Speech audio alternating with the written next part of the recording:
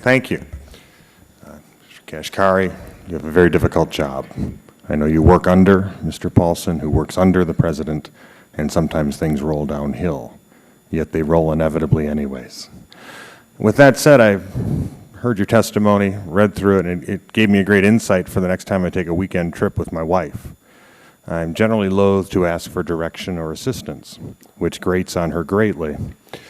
But the next time that she claims that we are lost, I'm simply going to say, we are taking many steps to adapt to events on the ground, and we have made remarkable progress in only 68 days, dear. Because we cannot be lost, because I'm sure that I know what I'm doing. So in that spirit of disconcertion, I would like to ask you a couple of questions. The first thing that I found very interesting as this began was the concept of stigma. The stigma of having to receive taxpayer assistance for a problem that you may have caused. Now, we've seen individuals, average working people who go down on their luck, that have had to go through things such as drug testing to receive federal assistance or state assistance. Because the stigma that attaches to seeking government benefits is a protection of the taxpayer. Because it prevents other people from coming forward and seeking them when they do not need them. And yet, in the instance of the bailout, we've heard that we cannot stigmatize financial institutions to come forward for taxpayer money, that would be wrong. And we hear reports of healthy financial institutions being asked to take taxpayer money that they don't necessarily want, so that the stigma does not attach to the people who have helped cause this problem, unlike individuals.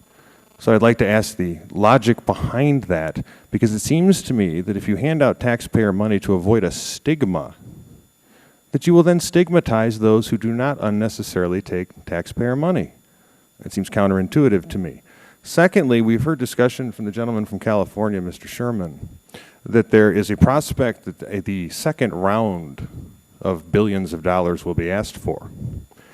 Because, as you know, we've only appropriated directly $350 billion, only. And yet, as I read through the testimony, the GAO has identified several instances where, shall we say, oversight has to continue to occur. And this, if I am wrong, correct me, but we've already spent $200 billion. I think with AIG at 40, we're over $200 billion. I think that's approximately correct. Okay. So let me see what we haven't done. We've already spent $200 billion, and these things have not been done completely yet. We have not developed a comprehensive system of internal controls.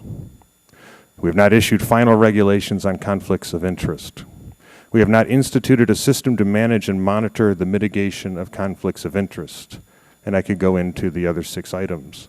This is after $200 billion of taxpayer money has been spent in a program that has had more twists and turns than an Agatha Christie plot. So my question is, how could there be any consideration of asking for another $350 billion in taxpayer money for this program when these controls are not in place for accountability and oversight, and $200 billion has already been spent? Well, Congressman, again, as indicated in my testimony, it's been 68 days since the President signed the law. We have teams of people working around the clock to build the operation, design the programs, and implement them all at the same time. We would love it if the financial markets just healed themselves and we could go at a much slower pace and just implement this thing as a normal government program would be implemented. We haven't had that luxury. We've had to move quickly. We've had to adapt to events on the ground. And we're going to continue to move very aggressively so long as we're here. Can I on that point, because I remember when we met with Mr. Bernanke, some of the House Republican leadership, and I think it was Bear Stearns, give us an indication that the entire financial system could melt down because of the interconnectivity due to the credit market and the mistakes that have been made. And I also remember reports that potential scenarios for legislation such as this and a program such as this had being prepared by potentially Treasury and the Fed Reserve for just such a potentiality occurring. So when I'm aware that it was 68 days, because I was voting against it and I've been counting the days until we actually have someone from the CEOs come in, and I thank Chairman Frank for that. But this isn't as if we were, if you're telling me that the Republican administration of President Bush was sitting there And Secretary Paulson and his predecessor were sitting there with absolutely no indication whatsoever that this could potentially be a problem down the road that might need some type of foresight and forethought put into a potential plan. You make it sound as if it was an economic Pearl Harbor that came without warning, and I think that the facts preceding the 68 days tend to disprove that, but that is my opinion.